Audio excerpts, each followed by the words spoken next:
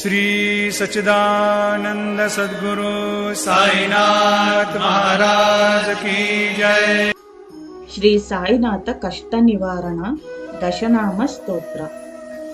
ಪ್ರಥಮಂ ಸಾಯಿನಾಥಾಯ, ದ್ವಿತೀಯಂ ದ್ವಾರಕಮಾಯಿನೇ, ತೃತೀಯಂ ತೀರ್ಥರಾಜಾಯ, ಚತುರ್ಥಂ ಭಕ್ತವತ್ಸಲೆ, ಪಂಚಮಂ ಪರಮಾತ್ಮಾಯ, ಷಷ್ಠಿಂಚ ಸಿದ್ಧಿವಾಹಿನಿ, ಸಪ್ತಮಂ ಸದ್ಗುರುನಾಥಾಯ, ಅಷ್ಟಮಂ ಅನಾಥನಾಥನೇ, ನವಮಂ ನಿರಾಡಂಬರಾಯ, ದಶಮಂ ದತ್ತಾವತಾರನೇ, ಸರ್ವಕಷ್ಟ ಭಯಾನುಕ್ತ Sainath Gurukripa.